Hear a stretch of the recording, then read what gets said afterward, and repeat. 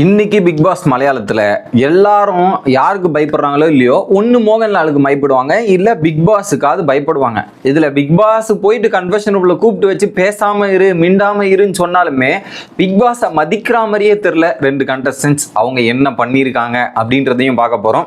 அடுத்து இன்னைக்கு ஃபுல்லாக சண்டை தான். யார் தான் சண்டை போடல, எல்லாரும் மாற்றி மாற்றி மாற்றி சண்டை போட்டுக்கிட்டே இருக்காங்க. ஒரு பக்கம் எபிசோடு பார்க்கும்போது நம்ம காது வலிக்குது. அந்த மாதிரி தான் இன்னைக்கு எபிசோடு இருந்தது. ஸோ அதில் நடந்த விஷயங்கள் எல்லாத்தையும் டீட்டெயிலாக பார்த்துடலாம். வணக்கம் மக்களே, நேஷனல் உச்சில் இருந்து உங்கள் மணிவண்ணன். சேனலுக்கு புதுசாக இருந்தீங்கன்னா சப்ஸ்கிரைப் பண்ணிருங்க. வீடியோவை பல பேரும் பார்க்குறீங்க, லைக்கே போடாமல் பார்க்குறீங்க. ஸோ தயவு கூர்ந்து லைக் போட்டு வீடியோ பார்த்தா ரொம்ப ரொம்ப யூஸ்ஃபுல்லாக இருக்கும். கேள்விகளோ கருத்துக்களோ இருந்தால் மறக்காம கமெண்ட் செக்ஷனில் போட்டுருங்க. இப்போ கண்டென்ட்டுக்குள்ளே போயிடலாம். ஸோ ஒரு பக்கம் லக்ஷ்மி தானே அந்த கிச்சன் டீமோட இன்சார்ஜ். லக்ஷ்மிக்கும் அனீஷுக்கும் ஒரு பக்கம் சண்டை வருது. அதில் ஏதோ ஒரு விஷயம் பேசிகிட்டு இருப்பாரு போல இருக்கு லக்ஷ்மி. அப்போ சொல்கிறார், இந்த ஒயில்ட் கார்டு எல்லாமே ரொம்ப ஒஸ்ட்டாக இருக்காங்க, தரம் தாழ்ந்த ஆட்களை இந்த ஒயில்ட் கார்டில் அமைச்சிருக்காங்க, எந்த சீசன்லேயும் நடக்காது, இந்த சீசனில் நடந்திருக்கு. அந்த மாதிரி பல விஷயங்கள் இங்கே பேசிக்கிட்டு நடக்கிறது எல்லாமே இந்த மாதிரி தான் இருக்குதுன்ற மாதிரி அனீஷ் பேச, அதுக்கு லக்ஷ்மி ரியாக்ட் பண்ணன்ற மாதிரி சம்பவம்லாம் நடந்துட்டுருக்கு. ஐ மீன் வீட்டில் நடக்கிற விஷயங்கள் இதெல்லாம் பற்றி பேசுகிறீங்கன்னா ஓகே வீட்டுக்குள்ளே. ஆனால் என்னன்னா இவங்க இந்த ஒரு கேமை புரியாமல் என்ன பண்ணிடுறாங்க, பர்சனல் லைஃப் எடுக்கிறாங்க. வெளியே இருக்கிற பர்சனல் லைஃப் எடுத்து பேசுறது, இதெல்லாம் எடுத்து பேசுறது அது ஒரு நல்ல கேமருக்கான சுபாவமாக நான் பார்க்க மாட்டேன். எதா இருந்தாலும் வீட்டுக்குள்ளே அவங்க என்ன பண்ணியிருக்காங்க, வீட்டுக்குள்ளே எந்த மாதிரி கேம் பிளே பண்ணுறாங்கன்றதை மட்டும் பேசுங்க. அவங்க வெளியே எப்படி வேணாலும் இருந்துட்டு போட்டோம், அவங்க லைஃப்பில் என்ன வேணாலும் நடந்திருக்கும். அதை எடுத்து பேசுகிற உரிமை உங்களுக்கு கிடையாது, ஏன் எனக்கும் கிடையாது, யாருக்குமே கிடையாது. பர்சனல் லைஃப் அது அவங்களோட லைஃப். அதை பற்றி உங்களை யார் கமெண்ட் பண்ண சொன்னால், அதை பற்றி யார் உங்களுக்கு பேச சொன்னா அப்படின்றது யாருக்குமே அங்கே புரிய மாட்டேங்குது. ஆனால் அவனா ஏதாவது ஒரு பர்சனல் லைஃப்பை எடுத்துக்கிட்டு அதை அட்டாக் பண்ணுறது, ரியாக்ட் பண்ணுறது, இது எல்லாமே பண்ணுறாங்க. So it is very very dirty game play. அப்படி பண்ணுறவங்க எல்லாமே ரொம்ப டர்ட்டி. எதை தான் சொல்கிறாரு, பர்சனல் லைஃப்லாம் எடுத்து கேம் பிளே பண்ணாதீங்க, இதெல்லாம் பண்ணாதீங்க அப்படின்ற மாதிரி என்ன பண்ணியிருக்காங்க. அனீஷோட அந்த டைவர்ஸ் மேட்டர்லாம் எடுத்து இங்கே பேசியிருக்காங்க போல இருக்கு. ஸோ அதை எதுக்கு எடுத்து பேசணும், அது அவருடைய பர்சனல் லைஃப். அனீஷ் கேம்ல என்ன பண்ணியிருக்காரு, இது நீ இது தப்பு பண்ணப்பா, அது இது இப்படி பண்ணப்பா அப்படின்னு சொல்லிட்டு ஒரு டிபேட் பண்ணினா ஒரு ஹெல்த்தி கான்வர்சேஷன் மெயின்டைன் பண்ணலாம். ஆனால் அதை எடுத்து பேசுறது எங்க சரியா இருக்கும் அப்படின்றது தான். இதுக்கு நடுவில் என்ன பண்ணிட்டாங்க, லக்ஷ்மி ஜஸ்டின் இவங்க ரெண்டு பேருக்கு இல்லையுமே பயங்கரமான மோதல் அதுக்கு நடுவில் ஏற்படுது. ஸோ அப்போ சொல்றாரு, பர்சனல் காரியத்திலலாம் நம்ம இடப்படக்கூடாது, இதெல்லாம் நம்ம பேசவே கூடாதுன்றது ஒரு பக்கம் ஜஸ்டின் சொல்ல ஆரம்பிக்கிறார். சடனாக பின்னி ஒரு நல்ல ஒரு பாயிண்டை போட்டு போனாங்க. இங்கே பாருப்பா, நீங்கள் எல்லையை மீறி பர்சனல் விஷயங்கள்லாம் பேசுறீங்க அப்படின்னு வச்சா அப்போ உங்கள் தரப்பையும் பேசினா நீங்கள் அக்செப்ட் பண்ணி ஏற்றுக்கணும். எப்படின்னா நீங்கள் ஒருத்தரை பற்றி பர்சனலாக பேசுவீங்களாம், அந்த நபர் உங்கள் பர்சனலை பேசினா அதை எதிர்ப்பீங்களாம். என்ன நியாயம் இது? அப்போ நீங்கள் அந்த இடத்துல பேசாம இருக்கணும், அப்ப அவங்களும் அப்படித்தானே பேசாம இருப்பாங்க அப்படின்னு சொன்னாங்க. கரெக்ட் தான். நீ ஒரு தின் லைன், ஒரு கோடு இருக்குன்னா நீயே தாண்டாம இரு, நானும் தாண்டாம இருக்கேன். அது நீ தாண்டிட்டதுக்கு அப்புறம் நான் உன்னை பேசினப்புறம் நீ ஏன் பேசுறேன்னு கேள்வி கேட்க கூடாது அப்படின்ற மாதிரி தான் இருந்தது. ஸோ ஒரு பாயிண்ட் எங்க போடணுமோ கரெக்டா இந்த மாதிரி போட்டு போனது நல்லதா இருந்துச்சு. அப்புறம் அப்போதான் என்ன பண்ணிட்டாங்க, இன்னொரு கூட்டம் இந்த பழைய எக்ஸ் கண்டஸ்டன்ஸ் கேங் இருக்காங்கல்ல, அப்போ கேட்கும்போது தான் ஜஸ்டின் ஏதோ நேற்று நீ இப்பெல்லாம் பேசுறியே, அப்போ நேற்று அனீஷ் மேட்டர் எடுத்து பேசும்போது அதெல்லாம் மட்டும் கரெக்டாக இருக்கா, அதெல்லாம் மட்டும் சரியா இருக்கான்ற மாதிரி அங்கே ஒரு பக்கம் ஒயில்ட் கார்டுக்கு ஒரு வாயடிப்பு. என்ன ஒயில்ட் கார்ட்ஸ் வந்த 2வது நாளே எக்ஸ்போஸ் ஆகிட்டே இருக்கீங்க, என்னது இது அவங்கள வச்சு செய்வீங்கன்னு பார்த்தா நீங்கள் உங்களையே வச்சு செஞ்சுக்கிறீங்களே அப்படின்ற ஒரு தருணமாக பார்க்க முடிஞ்சுச்சு. அடுத்து அந்த சப்பாத்தி, ஐ மீன் அந்த கிச்சன் டீமில் ஃபுட்டு அனுமூலமே அந்த கிச்சன் டீமில் தான் இருக்காங்களே, அதில் ஒவ்வொருத்தருக்கு சப்பாத்தி 2 3 அதில் என்ன பண்ணியிருக்காங்க, ஒரு சில நபர்களுக்கு 2 ஒரு சில நபர்களுக்கு 3 கொடுத்துருக்காங்க. இதில் அங்கே சண்டை வருது, அந்த ஃபுட்டு யாருக்கு 2 கொடுத்த, எதனால் விஷமா ஒன்று ஷானவாஸ் பேச, அதுக்கு லக்ஷ்மி பேசன்ற மாதிரி போயிட்டு இருக்கு. அப்போ ஷானவாஸ் கேட்குறாரு, கரெக்ட் டைமுக்கு நீ ஃபுட்டு கொடுத்தியா, நீ இன்சார்ஜ் தானே, கரெக்ட் டைமுக்கு எழுந்து ஃபுட்டு கொடுத்துருக்கணுமா இல்லையா, அதை கொடுத்துருக்கணும், இதெல்லாம் பண்ணக்கூடாது, நீ வாயை மூட்டு போயிரு, வாயை மூட்டு போய் பணியெடு அங்கே என்ன வேலையோ அதை போய் பாருன்ற மாதிரி அங்கே ஒரு பக்கம் டிபேட் நடந்துட்டு இருக்கு. ஐ மீன் கிச்சன் டீம்லாம் இருந்தால் இப்படி தான் ஒரு பிரச்சனைகள்லாம் இருக்கும். ஒன்று ஃபுட்டை எல்லாருக்கும் சமைச்சிட்டு கொடுங்க, அதில் என்ன பண்ணுறாங்க, அவங்க சுட்டு ஒவ்வொருத்தருக்கா போட்டு வரும்போது சில பேருக்கு அங்கே பிரச்சனைகளாக ஏற்படுது. அதில் கவுண்ட்ன்றது என்ன பண்ணாங்கன்னா, ஒருத்தருக்கு 3 அந்த 3 எடுத்துன்னு போய் அவங்க கிட்ட கொடுத்துருங்க, அவங்களுக்கு தேவையான நபர்கள் கொடுத்துட்டோம். இல்லை 2 அவங்க எல்லாம் சாப்பிட்டு முடிச்சதுக்கப்புறம் மிச்சம் இருக்கிறத எக்ஸ்ட்ரா நபர், ஐ மீன் யாருக்காவது ஒருத்தருக்கு 3 பத்தம் ஒருத்தருக்கு 4 பத்தம் மீது அந்த ஒரு இது கம்மியாக இருக்கும்போது ஸோ யார் சாப்பிடாம இருக்காங்களோ அதை எடுத்து அவங்களுக்கு கொடுக்கலாம், இந்த மாதிரி பண்ணலாம். ஸோ ஃபுட்டுனாவே பல பிரச்சனைகள் வரும், அது குறிப்பாக பிக் பாஸில் அதை வச்சு தான் கண்டென்ட்டே இருக்குது, ஒன்றும் சொல்கிறதுக்கு இல்லை. அடுத்து பிக் பாஸ் ஒரு கேம் பிளே பண்ணுறாருங்க. என்ன கேம் பிளேனா ஒரு சில டாபிக்ஸ் கொடுக்குறாரு போல, ஒரு 5 டாபிக். இங்க நடிக்கிறாங்க, பயங்கரமா கேம் விளையாடுறாங்க, இவர் வந்து ஃபேக்கா இருக்காங்க, ஸ்மார்ட்டா இருக்காங்க, ஸ்கிரீனுக்காக இப்படிலாம் பண்றாங்கன்ற மாதிரி ஒரு சில டாபிக். அதுல நமக்கு 2 மட்டும் தான் இங்கிலீஷ்ல காமிச்சாங்க, அது புரிஞ்சிச்சு. மலையாள வார்த்தைகளை காமிச்சா நமக்கு படிக்க தெரியாது, அவங்க கேட்கறத மட்டும் தான் நம்ம லிசன் பண்ண முடியும். அதுல ஏதோ ஒரு ரேங்கிங் செக்மெண்ட் நடக்குது. அப்போ அதுல ஒரு ட்விஸ்ட் வச்சிருந்தார் பிக் பாஸ். என்ன ட்விஸ்ட்னா 5 ரேங்கிங் நடக்கும். அந்த 5 ரேங்கிங்கை ஒரு டாபிக்ல நீங்க ஃபார் எக்ஸாம்பிள் இவங்க தான் இந்த கேமை வந்து பக்காவாக ப்ளே பண்ணுறாங்க, சூப்பராக அந்த கேமை ஒரு வேல்யூ கொடுத்து கரெக்டாக கேம் விளாடணும்னு ஒரு ஆர்டர் பண்ணுங்கன்னும் போது அந்த 5 ஒயில் கார்டும் ஆர்டர் பண்ணுவாங்க. இப்போ அதை ஆர்டர் பண்ண முடிஞ்சவொடனே இவங்க இந்த மாதிரி அரேஞ்ச் பண்ணியிருக்காங்க. நான் உங்ககிட்ட கொஸ்டின் சொல்கிறேன், இது என்னவா இருக்கும்? இந்த அரேஞ்ச்மெண்ட்டு எதை பேஸ் பண்ணியிருக்காங்க? மணியை பேஸ் பண்ணியா, இல்லை வேல்யூவை பேஸ் பண்ணியா, டாஸ்கை பேஸ் பண்ணியா அப்படின்னு கேள்வி கேட்பாங்க.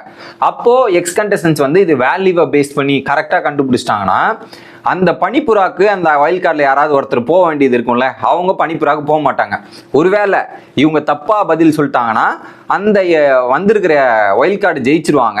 அந்த பனிப்புறால ஒரு டாஸ்க் வரும்ல, அந்த டாஸ்க்கு யார் பண்றாங்களோ ஒரு நபர் பண்ண வேண்டியது 2 நபரும் ஆகிடும். எக்ஸ் கண்டஸ்டன்ஸ் ஒருத்தர் பண்ண வேண்டிய டாஸ்க்கை 2 பேர் பண்ற மாதிரி மாறிடும். 2 பேருக்கு அந்த டாஸ்க் வந்துடும்ன்றது தான் ட்விஸ்ட். ஃபர்ஸ்ட் கொஸ்டின் வந்து பார்த்தீங்கன்னா கரெக்டாக ஆன்சர் பண்ணி மஸ்தானியை பனிபுராவுக்கு போக விடாமல் கட் பண்ணி முடிச்சுட்டு விட்டாங்க. 2வது ஸ்க்ரீன் ப்ரெசன்ஸ் அப்படின்ற ஒரு லைன் வருது, அதை அழகாக அரேஞ்ச்மெண்ட் பண்ணி கொஞ்சம் கன்ஃபியூஷன் பண்ணி என்ன பண்ணிட்டாங்க, ஆப் அடிச்சு விட்டாங்க. ஒரு பக்கம் வயல் கார்டு ஜெயிச்சுட்டு ஸோ ஜிசேலுக்கு அந்த ஒரு பனிஷ்மெண்ட் வரும், அது ஜிசேலும் சேர்ந்து பண்ணணும் அப்படின்ற ஒரு பாயிண்ட்ல ஜிசேலுக்கு முடிச்சு விட்டாங்க. அடுத்து 3வது என்னன்னா சத்திய சந்தம், உண்மையா இருக்கணுமோ அந்த பேசிஸ்ல ஏதோ ஒன்று கொடுத்துருக்காங்க, அது மீனிங் தெரில. அதுல என்ன பண்ணிருக்கான், ஒரு அரேஞ்ச்மெண்ட் இருந்திருக்கு. அப்ப கரெக்டா அபிலாஷ் சொன்னாரு, அனீஷை வச்சு உங்க கேம் பிளே பண்ணியிருக்காங்க, இதை கரெக்டா யோசிச்சு முடிவு பண்ணலாம் போது டப்புன்னு அதுக்கு போய் ஒரு விஷயத்த சொன்னதுக்கு அப்புறம் திரும்பவும் வைல்ட் கார்டு ஜெயிச்சிட்டாங்க. அடுத்த பனிஷ்மெண்ட்டுக்கு அனுமோல் நாமினேட் பண்ணியாச்சு. அடுத்து 3வது டாஸ்க் ஹைஜீன் அரேஞ்ச்மெண்ட் வந்து அழகாக கணிச்சு ஒரு பக்கம் எக்ஸ் கண்டஸ்டன்ட் ஜெயிச்சிட்டாங்க. 4வது வந்து ஸ்மார்ட்டா யார் ஸ்மார்ட்டா இருக்கா அப்படின்ற பேசிஸ்ல ஆரியன், நவீன், அக்பர்லாம் அரேஞ்ச் பண்ணியிருந்தாங்க. அதுல வந்து தப்பா சொல்லி ரெனா ஃபாத்திமாக்கு அந்த பனிஷ்மெண்ட் திரும்ப போயிருக்கு. ஸோ 3 ரவுண்டு வைல்ட் கார்டு ஜெயிச்சிருக்காங்க, 2 ரவுண்டு எக்ஸ் கண்டஸ்டன்ட் ஜெயிச்சிருக்காங்க. அதுல 2வதா வந்து பனிப்புறாக்கு போகக்கூடாதுன்றது யாருன்னா பிரவீனை முடிச்சு விட்டாங்க. பிரவீன் ஆர்வமா இருந்தார் போல, அதை கட் பண்ணி ஒரு பக்கம் நடந்து முடிஞ்சிச்சு.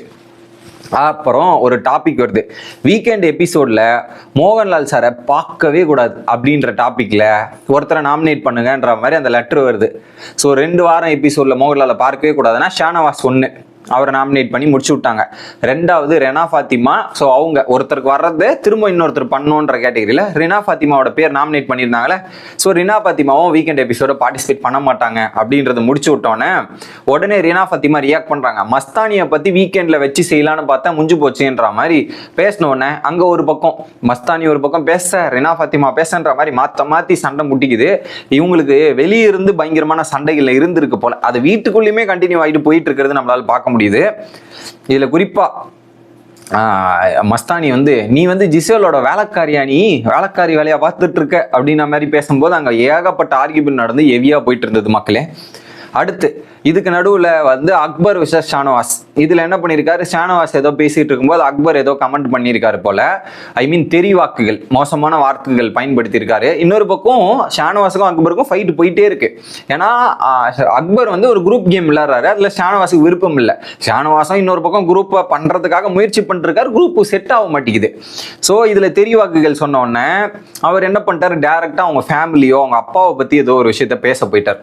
ஸோ இதில் வீட்டுக்குள்ள இருக்கிற சண்டையை பத்தி பேசுங்க, இதெல்லாம் பேசுங்க, அதை விட்டு ஏன் ஃபேமிலியை போய் இழுக்கிறீங்கன்ற ஒரு கேள்வி இருக்குல்ல. ஸோ அந்த இடத்துல ஷானவாஸ் பண்ணது தப்பு. இன்னொரு பக்கம் அக்பர் வந்து அந்த மோசமான வார்த்தைகள் பயன்படுத்துறது தப்பு. இந்த இடத்துல இவர் அந்த மாதிரி ஃபேமிலியை எடுத்துட்டு போய் பேசுறதுமே ரொம்ப ரொம்ப தப்பு, அது பண்ணியிருக்கவே கூடாது, அது பண்ணிட்டாங்க. ஸோ இவங்க 2 பேரும் வந்து பண்ணது மட்டும் இல்லாமல் இப்படி இடிச்சுக்கிறாங்க, ஃபேஸ் டு ஃபேஸ் இப்படி தள்ளிக்கிறாங்க, ஷோல்டரில் இடிச்சு தள்ளிக்கிறாது, இந்த மாதிரி பிசிக்கலாகவும் நடக்குது. போன வாட்டியுமே ஷானவாஸ் இந்த வாரம் ஸ்டார்டிங்லேயே பண்ணியிருந்தார், இன்னைக்குமே அது நடக்கிறது வந்து ரொம்ப மோசமாக இருக்கு. ஒரு பாயிண்ட்டுக்கு மேல என்ன பண்ணிட்டாங்க, பிக் பாஸ் வந்து காண்ட் ஆயிட்டு கன்ஃபெஷன் ரூம் கூப்பிடுறாரு. 2 பேரும் வாங்க, என்ன பண்ணிருக்கீங்க 2 பேரும் கூப்பிட்டு வச்சு, ஒரு மனுஷன் கூப்பிட்டு வச்சு பேசுறாரு, கம்முன்னு வாயை மூட்டு இருங்கடா அப்படின்னு சொல்றாரு பிக் பாஸ். மிண்டாத இரு, பேசாத இருங்கடான்னா ஷானவாஸ் பேசுறாரு, திரும்ப வந்து அக்பர் பேசுறாரு, நீ பேசினா நான் பேசுவேன், அவன் பேசினா நான் பேசுவேன், நான் மட்டும் மூடிட்டு இருக்கணுமா, அவன் மட்டும் இதுவா அப்படின்ற மாதிரி மாத்தி பேசுறாங்க. ஒரு மனுஷன் கத்திக்கிட்டு இருக்காரா, அவருக்கு மரியாதை கொடுங்கப்பா அப்படின்ற மாதிரி தான் இருந்துச்சு. ஆனா பிக் பாஸ் சொல்றதை கேட்காம சண்டை போட்டாங்க, பிக் பாஸே மதிக்கல. அவ்வளோ பெரிய மனுஷன் பேசுகிறாரு கேட்போன்றலாம் இல்லை. ஸோ அந்த இடத்துல ஸோ மேலே இருக்கிறவருக்கு மதித்து நடக்கணும். அது நடக்காமல் போன இவங்களை பார்க்கும்போது கொஞ்சம் வருத்தமாக இருக்குது, ரொம்ப மோசமாக இருக்குது. ஸோ அது ரொம்ப தப்பு. கூப்பிட்டு வச்சு பேசுகிறாங்கன்னா அதுக்கு மரியாதை கொடுக்கணும். ஸோ பிக் பாஸே அவமதிக்கிற மாதிரி ஒரு விஷயங்கள் பண்ணுறதுக்கு ஒரு பெரிய பனிஷ்மெண்ட் கொடுத்து ஒரு பெரிய ஆப்பா பிக் பாஸ் வச்சிருந்தாருன்னா சரிப்பட்டு வருவாங்க. அத்தனை வாட்டி, அதுவும் பிக் பாஸ் ஒரு வாட்டி சொல்லுங்க, 3-4 வாட்டி சொல்லாது. பேசாமல் இருங்க, மிண்டாத இருங்க, சைலண்டாக இருங்க, நான் பேசணும், நான் சொல்லணுன்றாரு. அப்போ கூட நம்ம பேசிட்டு இருக்கிறதெல்லாம் வெரி வெரி ஒஸ்ட் பிஹேவியர் இவங்க 2 பேர்கிட்ட இருந்து. அப்போ சொல்றாரு, சின்ன குழந்தைங்களா நீங்களாம், இது டிவி ஷோ இருக்கு, எந்த மாதிரிலாம் இருக்கு, இதுல ஏன் நீங்க இப்பெல்லாம் பிஹேவ் பண்றீங்கன்ற மாதிரி பேசுறாரு இந்த இடத்துல ஓப்பனா பிக் பாஸ். அதை கேட்கற நிலைமையில இவங்களும் இல்லை. ஒரு பாயிண்ட்டுக்கு மேல பிக் பாஸ் என்ன பண்ணிட்டாரு, வெளியே போங்கடா, வெளியே போங்கன்ற மாதிரி போக சொல்லிட்டு ஓப்பனா ஒரு அனௌன்ஸ்மெண்ட் கொடுக்குறாரு எல்லா ஹவுஸ்மேட்ஸுக்குமே, பெரிய அனௌன்ஸ்மெண்ட். இதுக்கப்புறம் யாராவது இந்த பிசிக்கல் அட்டாக்லாம் நடந்துச்சோ, அடுத்து இந்த மாதிரி மோசமான வார்த்தைகள் பேர்ட்ஸ்லாம் யூஸ் பண்ணீங்கன்னா இன்ஃபர்மேஷனே கொடுக்க மாட்டேன், டப்புன்னு நீ கதவு திறந்து விட்டு வெளியே போடானா கிளம்பிக்கிட்டே இருக்கணும். அதெல்லாம் எந்த முடிவு வேணாலும் நாங்கள் எடுப்போம், எங்ககிட்ட இது ரைட்ஸ் இருக்குன்ற மாதிரி பிக் பாஸ் அடிச்சு பேசுறாரு இந்த இடத்துல. அது பேசினோன்னா ஒட்டுமொத்த வீடுமே சைலண்ட் ஆயிடுச்சு, எல்லாம் கை தட்டுறாங்க. ஏன்னா அது பேசாமல் இருக்கணும் அந்த வீட்டில். என்னும் போது நீங்கள் உங்களையே தெரிஞ்சுக்கிறது ஒன்று, அந்த கேமை உங்களுக்குள்ள கெட்ட பழக்கங்கள் இருக்கலாம், நல்ல பழக்கங்கள் இருக்கலாம், கோபம் இருக்கலாம், கோபத்தில் இந்த மாதிரி வார்த்தைகள் வர்றது இருக்கலாம், எல்லாமே இருக்கும். ஸோ அந்த வீடு உங்களை மோல்டு பண்ணும், அந்த மோல்டுக்கு நீங்கள் ரெடி ஆகணுன்றது தான் முக்கியமே தவிர்த்து அதை விட்டுட்டு நான் இப்படிதான் பேசுவேன் அப்படிதான் பேசுவேன்ற மாதிரி இருந்தீங்கன்னா உங்களை நீங்களும் மாற்றிக்க முடியாது. ஸோ நம்மளை மோல்டு பண்ணிக்க முடியாது அப்படின்றது தான். ஸோ அதுக்கேற்ற மாதிரி பிஹேவ் பண்ணுங்க. இல்லை வீட்டை விட்டு வெளியே போகிறதுக்கு ரெடியாக இருந்தா ஃபிசிக்கல் அட்டாக் பண்ணிக்கங்க, மோசமான வார்த்தைகள் பேசிக்கங்க, என்ன வேணாலும் பண்ணிக்கங்க அப்படின்றது தான். பிக் பாஸ் சொல்லாம கொள்ளாமல் கதவு திறந்து விட்டு வெளியே போடா அப்படின்ற மாதிரி துரத்தி விட்டுருவாரு. அப்போ பார்த்துங்க. அடுத்து ஜிசேல் மற்றும் அனுமோல் ஜெயிலோட பனிஷ்மெண்ட், ஒரு நாளைக்கு 2 மணி நேரம் அந்த பனிஷ்மெண்ட் தோன்றுது. அங்கே போகும்போது பார்த்தீங்கன்னா ஒரு பக்கம் அந்த ஜிசேலுக்கு சார்ந்து ஒரு கூட்டம் இருக்கும், அந்த கூட்டம் அங்கே இருக்கு. அனுமோல் ஒரு பக்கம் இருக்காங்க. ஸோ அனுமோல் கிட்ட அனுமோல் சொல்றாங்க, எங்க 2 பேருக்கான டைம் ஸ்பேஸ், நீங்க ஏன் வந்து டிஸ்டர்ப் பண்றீங்கன்னும் போது ஜிசேல் சொல்றாங்க, நீ என்னை பத்தி மோசமான விஷயங்கள்லாம் சொல்லுவேன், நான் உட்காந்து உங்ககிட்ட பேசிட்டு இருப்பேனா, எங்கெல்லாம் பேச முடியாது, கிளம்புன்ற மாதிரி மாற்றி பேசுறாங்க. இதுக்கு நடுவில் என்ன பண்ணிட்டாங்க, ரீனா ஃபாத்திமாவும் வந்து அனுமோலை வெறுப்பேத்துறன்ற பேர்ல கடைசியில பாத்தியா உன் கூட இருந்த சைத்தியாவே நீ பண்றதெல்லாம் பார்த்து பிடிக்காம வேலைக்கு போயிட்டா அப்படின்றது தான் இருக்கு அப்படின்னும் போது உடனே அவங்க சொல்றாங்க, என் புறகளை சுத்திட்டு இருக்கான், என் புறகளை சுத்திட்டு இருந்தா அப்படின்ற மாதிரி முதுகு பின்னாடி சுத்திட்டு இருந்தாலும் ஏதோ ஒரு டைலாக் வந்து அனுமால் சொல்லிடுறாங்க. அது தவறான செயல். ஏன்னா ஒரு பக்கம் அனுமால் ஃபீல் பண்ணிடுறாங்க, உட்காந்து எமோஷனலா பிரேக் டவுன் ஆகும்போது வந்து கன்சல்ட் பண்ணது சைத்தியா. ஓகே, ஆறுதலா இருந்து சப்போர்ட்டா இருந்து, எவனுமே அந்த வீட்டுல சப்போர்ட்டா இல்ல, உனக்காக வந்து நின்ன ஒரு பொண்ணு சைத்தியா. ஆனா அவங்கள விட்டுட்டு நீ இப்படி பேசுற அளவுக்கு போனாங்க பாத்தீங்களா, இட் வாஸ் நாட் நைஸ் அப்படின்றதான் நான் பாக்குறேன். என்னதான் இருந்தாலும் 2 பேரும் பேசி இது இருக்கலாம். அதுல குறிப்பா நோராவா அதிராவா வந்து இந்த மாதிரி பேசி முடிச்சுக்கலாம், இது பண்ணலான்னு வந்து சொன்னாங்க. அனுமோல் பேச தயாரா இல்லையே. அப்புறம் சொல்றாங்க, எதா இருந்தாலும் இது சொன்ன உடனே அப்படியே ரீனா ஃபாத்திமா அங்கே கோத்தோட உடனே சைத்தியை கேட்குறாங்க, எதா இருந்தாலும் வந்து பேசலாம், நேருக்கு நேர் பேசிக்கலாம், இதெல்லாம் பண்ண வேணான்ற மாதிரி சைத்தியா சொல்றாங்க. நான்லாம் பேச முடியாது, விருப்பம் இல்லை அப்படின்ற மாதிரி ஒரு பக்கம் அனுமல் சொன்னதுக்கப்புறம், நீ என்கிட்ட பேசலைன்னா நான் உன் ஃப்ரெண்டே கிடையாது, இருந்துட்டு போ, எனக்கு என்ன பிரச்சனை இருக்கு, நீ என் ஃப்ரெண்டே கிடையாதுன்னு நான் வச்சுக்கிறேன்ற மாதிரி ஒரு பாயிண்ட்ல அனுமல் சொல்றாங்க. ஸோ அனுமலை பொறுத்தவரையும் தேவைன்னா வச்சுக்கிறாங்க, தேவையில்லைன்னா தூக்கி போட்டு போறாங்களோ அப்படின்ற மாதிரி எனக்கு தோணுது.